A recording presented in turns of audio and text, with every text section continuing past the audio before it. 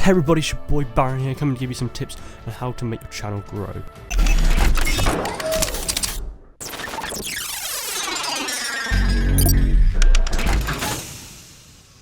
Now in today's video I'm doing something slightly different for me, and that's actually giving recommendations even though I'm not the greatest channel in the world.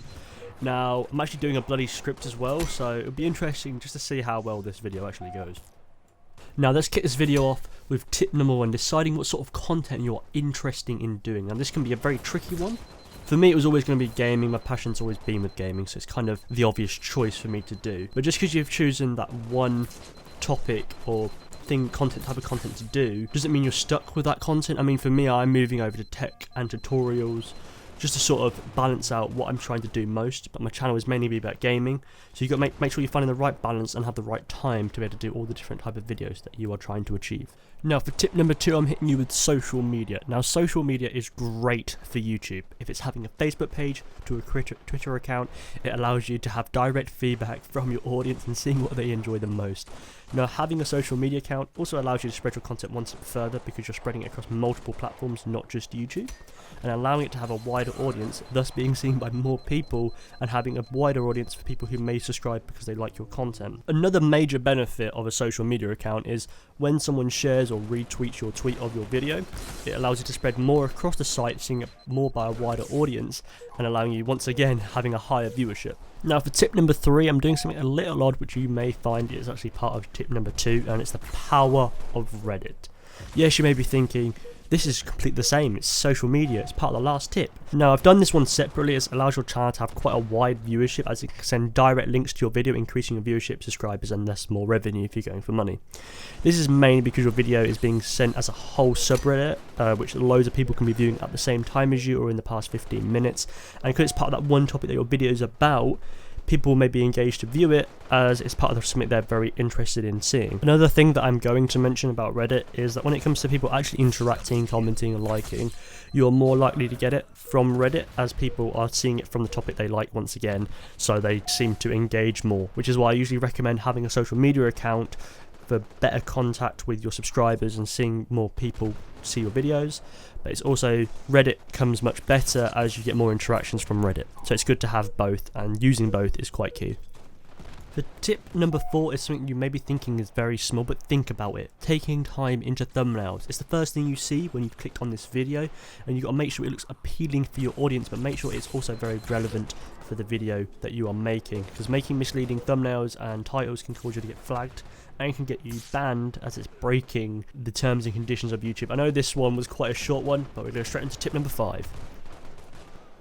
When it comes to new content creators, they usually make this mistake, thinking video quality is much better than audio quality. Don't get me wrong, having bad video quality can make people switch off, but audio quality is key. Now for my channel in gaming, the game audio needs to be clear and crisp, but so does my mic audio.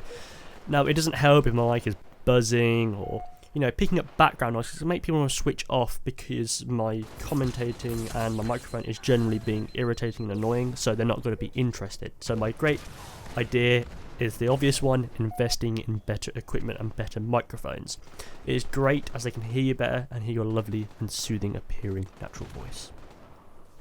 As these tips are not in any particular order, you've got to make sure for this tip that you are committed and having the right programs for making your YouTube videos, because it can take a lot of time, especially if you're doing a script before making the video, and then a way you want to imagine it, make sure it's perfect, and then having to edit it, and that's where things can start getting daunting. It's trying to find the right editing program. Now there's loads of program options you've got Adobe Premiere, there's Sony Vegas, there's Final Cut Pro, and there's even Windows Movie Maker if you want to use that. Now personally I use Adobe Premiere, so you've got the right program. Now it's all about editing the video together. Now just do it in the way that feels natural and how you think it should go. Now if you don't know how to use the program that you're using, there's loads of YouTube videos out there that can easily teach you how to use the editing program and get the video as nice and the way you want it. If you've made your video, uploaded it, titled it correctly, and even place a new snazzy thumbnail for your video, you don't have to add tags. This is important as it allows your video to be found under certain keywords or phrases across YouTube, and YouTube already uses the title and the description as well for tag. But the actual tag section allows you to go one step further, so that if someone types in, let's say, Star Wars Let's Plays, you can set that as a whole tag, so it'll be found easier on the search results and higher on the YouTube page from that result, increasing your viewership and retention for people looking for that sort of content.